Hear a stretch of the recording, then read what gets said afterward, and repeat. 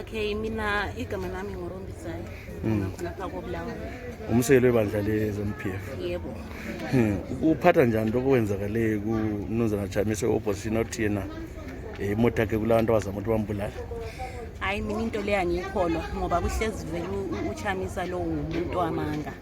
Kanti wayi ezafuna ukuthi abulawe namhlanje sokubuye umuntu ovele United Nations.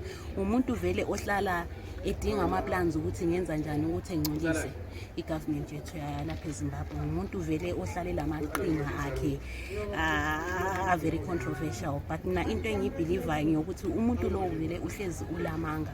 Thina sifuna ukubona abantu bona labo ukuthi babona imoto idubulwa labahozwayo umsindo wamabhulethi nxa bekhona, if there are any eyewitnesses, because ungafuna ukuyinanzelela. Mina angiboni any reason why namhlanje uChamisa engathiwa uyabulawa ngoba nxa sikhangela usehlezi MDC ayiqalisanga namuhla.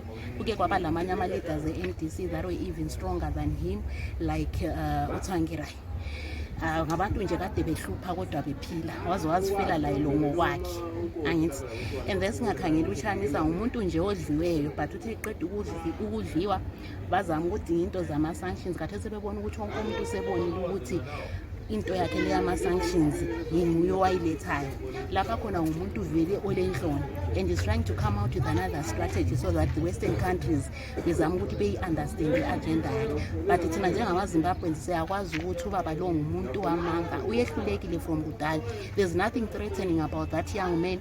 He's just an ordinary politician, and even a lesser politician like me, a lesser politician than me. I think mina ngicabanga ngcono kulaye, but the only problem that he has is umuntu ohlala icabanga kuphela indlela angadestroya ngayo i-government yeZimbabwe. But into ayikhohlwayo ukuthi thina noma singabantwana kodwa hayi siyabona lana ngamanga njalo asimkhulu.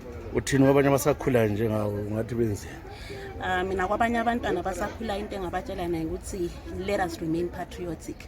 Into esiyibonayo ku-new dispensation into esingazake siyibone. Umongameli is doing his best and is giving us as the youth ama-chances amakhulu ukuthi lathi sikhule even politically, and ngumuntu othandayo abatsha. Usingenise wasitshengisa uthando olumangalisayo njengangapha koBulawayo. Bantu angazi ukuthi ngikhulume ngithini. Our president has visited Bulawayo almost every month. Is here because he's very ngathi umuntu lwana ofuna ukubona uBulawayo ephumelela. So into engayitshela abatsha ukuthi guys, let us support our president and his government. They are doing very well. Sayibona imigwaqo, sabona izinto eziningi, sayibona imisebenzi yavuleka. He is doing a lot for us. Singakhangeli isitha lesi lo uzifananela lo sathani nje ozama ukubhidla izinto ezinhle ezenziwa ngupresident wethu. So let us continue supporting our president, and we believe that kusiya ku-2030 hayi iZimbabwe yabe isikhatshana.